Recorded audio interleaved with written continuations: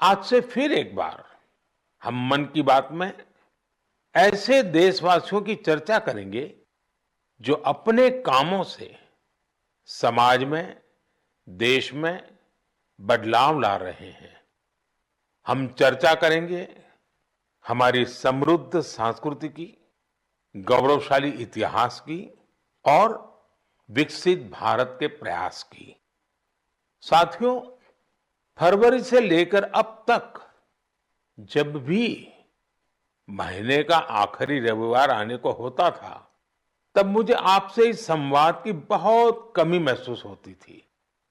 लेकिन मुझे ये देखकर बहुत अच्छा भी लगा कि इन महीनों में आप लोगों ने मुझे लाखों संदेश भेजे। मन की बात रेडियो प्रोग्राम भले ही कुछ महीने बंद रहा हो, लेकिन मन की बात का जो स्पिरिट है, देश में, समाज में हर दिन अच्छे काम, निस्वार्थ भावना से किए गए काम, समाज पर पॉजिटिव असर डालने वाले काम निरंतर चलते रहे। चुनाव की खबरों के बीच निश्चित रूप से मन को छू जाने वाली ऐसी खबरों पर आपका ध्यान गया होगा। साथियों, मैं आज देशवासियों को धन्यवाद भी करता हूं कि उन्होंने हमारे संविधान और देश की लोकतांत्रिक व्यवस्थाओं पर अपना अटूट विश्वास दोहराया है।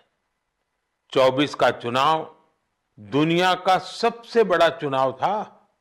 दुनिया के किसी भी देश में इतना बड़ा चुनाव कभी नहीं हुआ, जिसमें 65 करोड़ लोगों ने वोट डाले हैं। मैं चुनाव आयोग और मतदान की प्रक्रिया से जुड़े हर व्यक्ति को इसके लिए बधाई देता हूं। मेरे प्यारे देशवासियों, आज 30 जून का यह दिन बहुत ही महत्वपूर्ण है। इस दिन को हमारे आदिवासी भाई बहन हूल दिवस के रूप में मनाते हैं। यह दिन वीर सिद्धो कान्हू के अदम्य साहस से जुड़ा है, जिन्होंने विदेशी शासकों के अत्याचार का पुरजोर विरोध किया था। वीर सिद्धो कान्हू ने हजारों संथाली साथियों को एकजुट करके अंग्रेजों का जी जान से मुकाबला किया। और जानते हैं ये कब हुआ था? ये हुआ था 1855 में।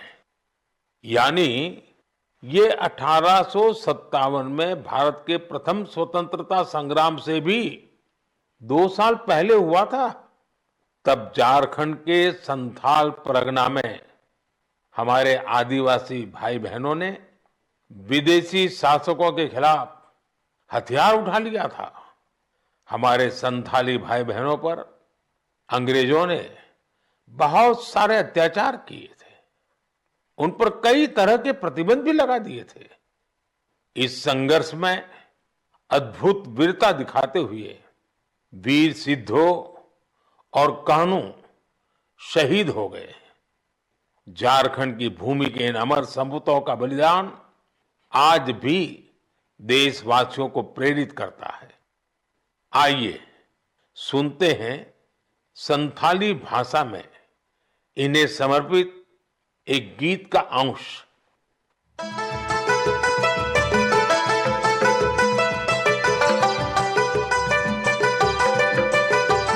सीधा कानू बोल बुया मनावे 29 जन जहाँ दिसमरिया मरंग हुदो सांतल हुलका सांतल हुदो आंदोलना इंग्रेज कानून भंगोड़लिना जुमे बंजो एसपीटी एकेला गोइना जंगारे पैगान साड़ी कने झाम जा उनको होले बुया होले होले।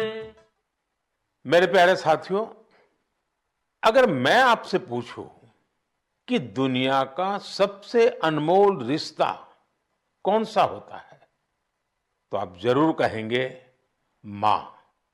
हम सबके जीवन में मां का दर्जा सबसे ऊंचा होता है। मां हर दुख सहकर भी अपने बच्चे का पालन पोषण करती है। हर मां अपने बच्चे पर हर स्नेह लुटाती है। जन्मदात्री मां का ये प्यार हम सब पर एक कर्ज की तरह होता है, जिसे कोई चुका नहीं सकता। मैं सोच रहा था, हम मां को कुछ दे तो सकते नहीं, लेकिन और कुछ कर सकते हैं क्या? इसी सोच में से इस वर्ष विश्व पर्यावरण दिवस पर एक विशेष अभियान शुरू किया गया है। इस अभियान का नाम है एक पेड़ मां के नाम। मैंने भी एक पेड़ अपनी मां के नाम लगाया है। मैंने सभी देशवासियों से, दुनिया के सभी देशों के लोगों से ये अपील की है कि अपनी मां के साथ मिलकर या उनके नाम पर एक पेड़ जरूर लगाएं। और मुझे ये देखकर बहुत खुशी है कि मां की स्मृति में या उनके सम्मान में पेड़ लगाने का अभियान तेजी से आगे बढ़ रहा है। लोग अपनी मां के साथ या फिर उनकी फोटो के साथ पेड़ लगाने की तस्वीरों को सोशल मीडिया पर साझा कर रहे हैं। हर कोई अपनी मां के लिए पेड़ लगा रहा है, चाहे वो अमीर हो या गरीब, चाहे वो कामकाजी महिला हो या गृहिणी। इस अभियान ने सबको मां के प्रति अपना स्नेह जताने का समान अवसर दिया है।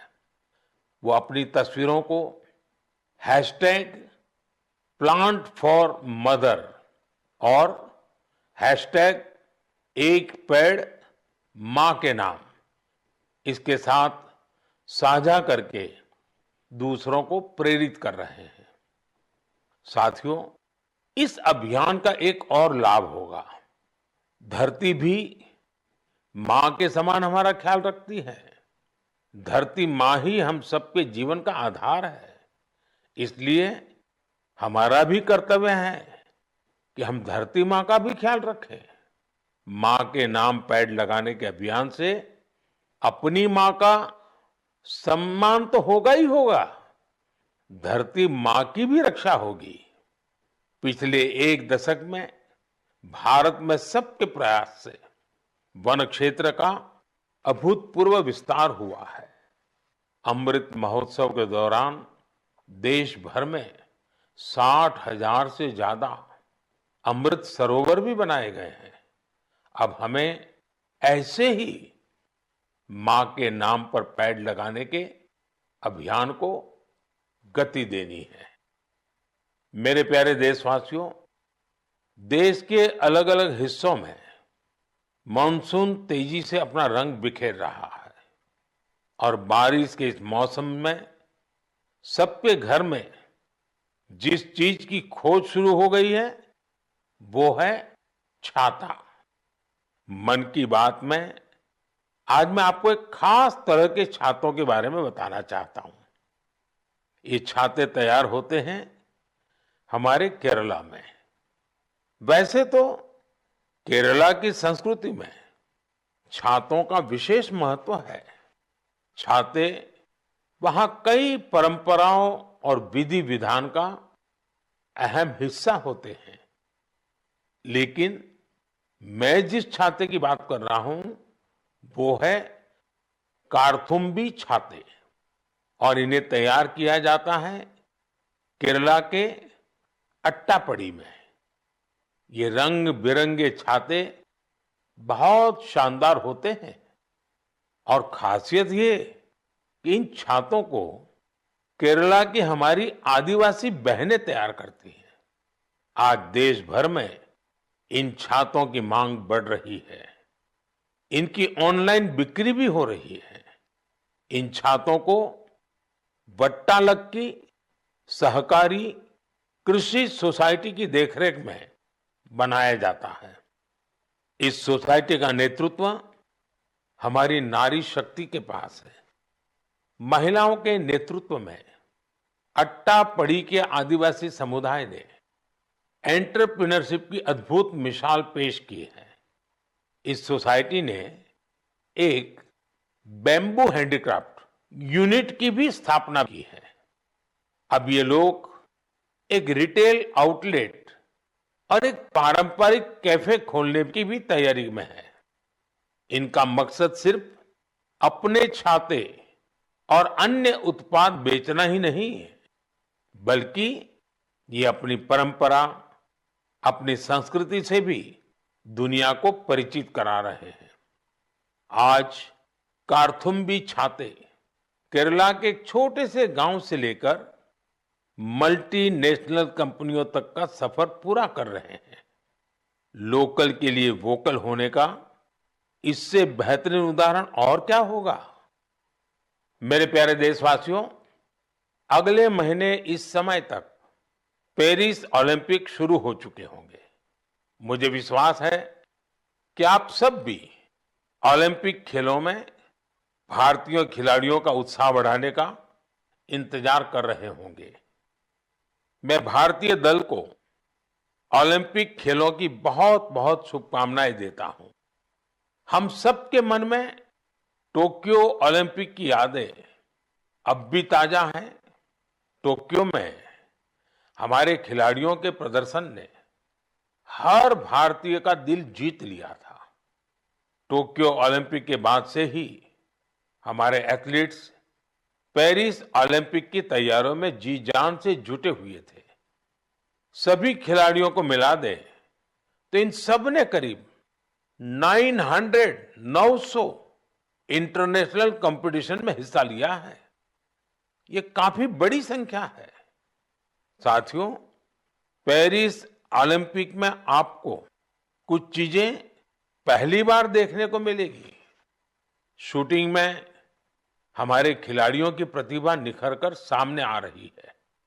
टेबल टेनिस में मैन और विमेन दोनों टीमें क्वालिफाई कर चुकी हैं।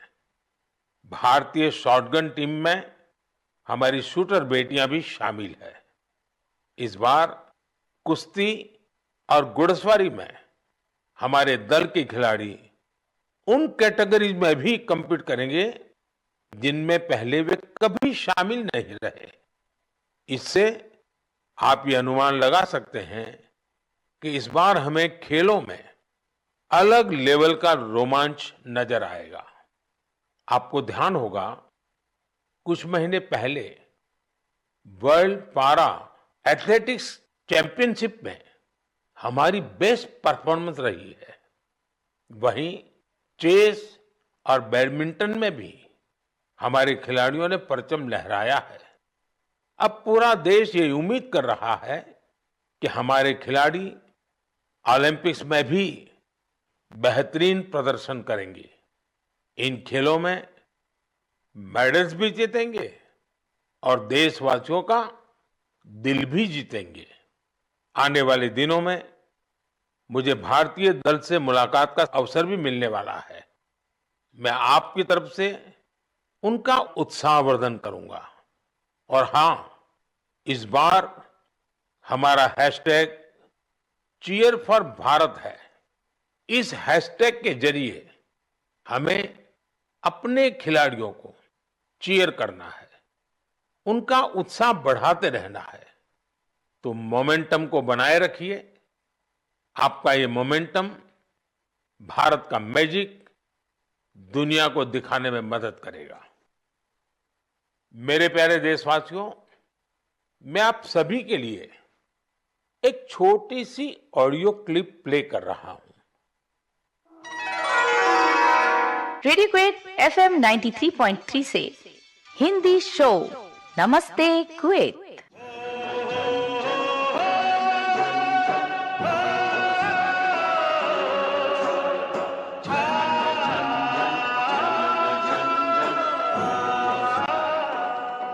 एक ऐसा कार्यक्रम जिसमें हम बात करेंगे कुवैत भारत संबंध के बारे में, कुवैत भारत संस्कृति के बारे में और उस रिश्ते के बारे में जो दोनों देशों को अलग अलग क्षेत्रों में जोड़ता है। इस रेडियो कार्यक्रम को सुनकर आप भी हैरत में पड़ गए ना? तो आइए आपको इसके पीछे की पूरी बात बताते हैं। दरअसल ये कुवैत रेडियो के एक प्रसारण की क्लिप है। अब आप सोचेंगे कि बात हो रही है कुवैत की, तो वहां हिंदी कहां से आ गई? दरअसल कुवैत सरकार ने अपने नेशनल रेडियो पर एक विशेष कार्यक्रम शुरू किया है और वो भी हिंदी में। कुवैत रेडियो पर हर रविवार को इसका प्रसारण आधे घंटे के लिए किया जाता है। इसमें भारतीय संस्कृति के अलग अलग रंग शामिल होते हैं। हमारी फिल्में और कला जगत से जुड़ी चर्चाएं वहां भारतीय समुदाय के बीच बहुत लोकप्रिय हैं। मुझे तो यहां तक बताया गया है कि कुवैत के स्थानीय लोग भी इसमें खूब दिलचस्पी ले रहे हैं। मैं कुवैत की सरकार और वहां के लोगों का हृदय से धन्यवाद करता हूं, जिन्होंने ये शानदार पहल की है। साथियों, आज दुनिया भर में हमारी संस्कृति का जिस तरह गौरवगान हो रहा है, उससे किस भारतीय को खुशी नहीं होगी। अब जैसे तुर्कमेनिस्तान में इस साल मई में वहां के राष्ट्रीय कवि की 300वीं जन्म जयंती मनाई गई। इस अवसर पर तुर्कमेनिस्तान के राष्ट्रपति ने दुनिया के 24 प्रसिद्ध कवियों की प्रतिमाओं का अनावरण किया। इनमें से एक प्रतिमा गुरुदेव रविंद्रनाथ टैगोर जी की भी है। ये गुरुदेव का सम्मान है, भारत का सम्मान है। इसी तरह जून के महीने में 2 कैरेबियाई देश सूरीनाम और सेंट विंसेंट एंड द ग्रेनाडीज ने अपने इंडियन हेरिटेज को पूरे जोश और उत्साह के साथ सेलिब्रेट किया। सूरीनाम में हिंदुस्तानी समुदाय हर साल 5 जून को इंडियन अराइवल डे और प्रवासी दिन के रूप में मनाता है। यहां तो हिंदी के साथ ही भोजपुरी भी खूब बोली जाती है। सेंट विंसेंट एंड द ग्रेनाडीज में रहने वाले हमारे भारतीय मूल के भाई बहनों की संख्या भी करीब 6000 है। उन सबको अपनी विरासत पर बहुत गर्व है। 1 जून को इन सब ने इंडियन अराइवल डे को जिस धूमधाम से मनाया, उससे उनकी ये भावना साफ झलकती है। दुनिया भर में भारतीय विरासत और संस्कृति का जब ऐसा विस्तार दिखता है, तो हर भारतीय को गर्व होता है। साथियों, इस महीने पूरी दुनिया ने 10वें योग दिवस को भरपूर उत्साह और उमंग के साथ मनाया है। मैं भी जम्मू कश्मीर के श्रीनगर में आयोजित योग कार्यक्रम में शामिल हुआ था। कश्मीर में युवाओं के साथ साथ बहनों बेटियों ने भी योग दिवस में बढ़ चढ़ करके हिस्सा लिया। जैसे जैसे योग दिवस का आयोजन आगे बढ़ रहा है, नए नए रिकॉर्ड्स बन रहे हैं। दुनिया भर में योग दिवस ने कई शानदार उपलब्धियां हासिल की हैं। सऊदी अरब में पहली बार एक महिला अल हनौफ साद जी ने कॉमन योगा प्रोटोकॉल को लीड किया। ये पहली बार है जब किसी सऊदी महिला ने किसी मेन योगा सेशन को इंस्ट्रक्ट किया हो। इजिप्ट में इस बार योग दिवस पर एक फोटो कंपटीशन का आयोजन किया गया। नील नदी के किनारे, रेड सी के बीचेज पर और पिरामिडों के सामने योग करते लाखों लोगों की तस्वीरें बहुत लोकप्रिय हुई। अपने मार्बल बुद्धा स्टैचू के लिए प्रसिद्ध म्यांमार का मारा विजया पैगोडा कॉम्प्लेक्स दुनिया में मशहूर है। यहां भी 21 जून को शानदार योगा सेशन का आयोजन हुआ। बहरीन में दिव्यांग बच्चों के लिए एक स्पेशल कैंप का आयोजन किया गया।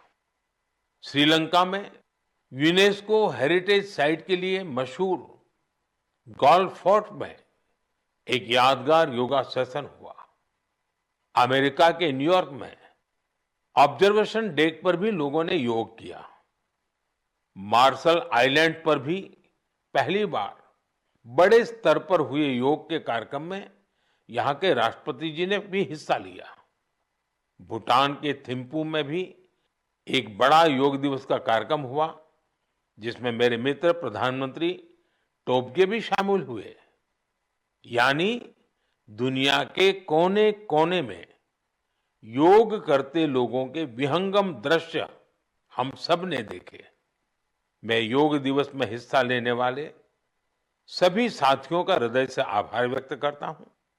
मेरा आपसे एक पुराना आग्रह भी रहा है, हमें योग को केवल एक दिन का अभ्यास नहीं बनाना है। आप नियमित रूप से योग करें, इससे आप अपने जीवन में सकारात्मक बदलावों को जरूर महसूस करेंगे। साथियों, भारत के कितने ही प्रोडक्ट्स हैं जिनकी दुनिया भर में बहुत डिमांड है, और जब हम भारत के किसी लोकल प्रोडक्ट को ग्लोबल होते देखते हैं तो गर्व से भर जाना स्वाभाविक है। ऐसा ही एक प्रोडक्ट है अराकू कॉफी। अराकू कॉफी आंध्र प्रदेश के अल्लूरी सीताराम राजू जिले में बड़ी मात्रा में पैदा होती है। ये अपने रिच फ्लेवर और अरोमा के लिए जानी जाती है। अराकू कॉफी की खेती से करीब 1.5 लाख आदिवासी परिवार जुड़े हुए हैं। अराकू कॉफी को नई ऊंचाई देने में गिरिजन कोऑपरेटिव की बहुत बड़ी भूमिका रही है। इसने यहाँ के किसान भाई बहनों को एक साथ लाने का काम किया और उन्हें अराकू कॉफी की खेती के लिए प्रोत्साहन दिया। इससे इन किसानों की कमाई भी बहुत बढ़ गई है। इसका बहुत लाभ कोंडा डोरा आदिवासी समुदाय को भी मिला है। कमाई के साथ साथ उन्हें सम्मान का जीवन भी मिल रहा है। मुझे याद है, एक बार विशाखापत्तनम में आंध्र प्रदेश के मुख्यमंत्री चंद्रबाबू नायडू गारू के साथ मुझे इस कॉफी का स्वाद लेने का मौका मिला था। इसके टेस्ट की तो पूछिए ही मत, कमाल की होती है ये कॉफी। अराकू कॉफी को कई ग्लोबल अवार्ड्स मिले हैं। दिल्ली में हुई G20 समिट में भी कॉफी छाई हुई थी। आपको जब भी अवसर मिले, आप भी अराकू कॉफी का आनंद जरूर लें। साथियों, लोकल प्रोडक्ट को ग्लोबल बनाने में हमारे जम्मू कश्मीर के लोग भी पीछे नहीं हैं। पिछले महीने जम्मू कश्मीर ने जो कर दिखाया है, वो देश भर के लोगों के लिए भी एक मिसाल है। यहाँ के पुलवामा से स्नो पीज की पहली खेप लंदन भेजी गई। कुछ लोगों को ये आइडिया सूझा कि कश्मीर में उगने वाली एक्सोटिक वेजिटेबल्स को क्यों न दुनिया के नक्शे पर लाया जाए। बस फिर क्या था, चकुरा गांव के अब्दुल राशिद मीर जी इसके लिए सबसे पहले आगे आए। उन्होंने गांव के अन्य किसानों की जमीन को एक साथ मिलाकर स्नो पीज उगाने का काम शुरू किया और देखते ही देखते स्नो पीज कश्मीर से लंदन तक पहुंचने लगी। इस सफलता ने जम्मू कश्मीर के लोगों की समृद्धि के लिए नए द्वार खोले हैं। हमारे देश में ऐसे यूनिक प्रोडक्ट्स की कमी नहीं है। आप ऐसे प्रोडक्ट्स को #MyProductMyPride के साथ जरूर शेयर करें। मैं इस विषय पर आने वाले मन की बात में भी चर्चा करूंगा। मम प्रियाः देशवासिनः अद्य अहम किंचित चर्चा संस्कृत भाषायाम आरभे। आप सोच रहे होंगे कि मन की बात में अचानक संस्कृत में क्यों बोल रहा हूं। इसकी वजह है आज संस्कृत से जुड़ा एक खास अवसर। आज 30 जून को आकाशवाणी का संस्कृत बुलेटिन अपने प्रसारण के 50 साल पूरे कर रहा है। 50 वर्षों से लगातार इस बुलेटिन ने कितने ही लोगों को संस्कृत से जोड़े रखा है। मैं ऑल इंडिया रेडियो परिवार को बधाई देता हूं। साथियों, संस्कृत की प्राचीन भारतीय ज्ञान और विज्ञान की प्रगति में बड़ी भूमिका रही है। आज के समय की मांग है कि हम संस्कृत को सम्मान भी दें और उसे अपने दैनिक जीवन से भी जोड़ें। आजकल ऐसा ही एक प्रयास बेंगलुरु में कई और लोग कर रहे हैं। बेंगलुरु में एक पार्क है, कब्बन पार्क। इस पार्क में यहाँ के लोगों ने एक नई परंपरा शुरू की है। यहाँ हफ्ते में एक दिन हर रविवार बच्चे, युवा और बुजुर्ग आपस में संस्कृत में बात करते हैं। इतना ही नहीं, यहाँ वाद विवाद के कई सेशन भी संस्कृत में ही आयोजित किए जाते हैं। इनकी इस पहल का नाम है संस्कृत वीकेंड। इसकी शुरुआत एक वेबसाइट के जरिए समष्टि गुब्बी जी ने की है। कुछ दिनों पहले ही शुरू हुआ ये प्रयास बेंगलुरु वासियों के बीच देखते ही देखते काफी लोकप्रिय हो गया है। अगर हम सब इस तरह के प्रयास से जुड़े तो हमें विश्व की इतनी प्राचीन और वैज्ञानिक भाषा से बहुत कुछ सीखने को मिलेगा। मेरे प्यारे देशवासियों, मन की बात के इस एपिसोड में आपसे जुड़ना बहुत अच्छा रहा। अब ये सिलसिला फिर पहले की तरह चलता रहेगा। अब से एक सप्ताह बाद पवित्र रथ यात्रा की शुरुआत होने जा रही है। मेरी कामना है कि महाप्रभु जगन्नाथ की कृपा सभी देशवासियों पर सदैव बनी रहे। अमरनाथ यात्रा भी शुरू हो चुकी है और अगले कुछ दिनों में पंढरपुर वारी भी शुरू होने वाली है। मैं इन यात्राओं में शामिल होने वाले सभी श्रद्धालुओं को शुभकामनाएं देता हूं। आगे कच्छी नववर्ष, आषाढ़ी बीज का त्योहार भी है। इन सभी पर्व त्योहारों के लिए भी आप सभी को ढेर सारी शुभकामनाएं। मुझे विश्वास है कि पॉजिटिविटी से जुड़े जन भागीदारी के ऐसे प्रयासों को आप मेरे साथ अवश्य शेयर करते रहें। मैं अगले महीने आपके साथ फिर से जुड़ने की प्रतीक्षा कर रहा हूं। तब तक आप अपना भी, अपने परिवार का ध्यान रखिए। बहुत बहुत धन्यवाद। नमस्कार।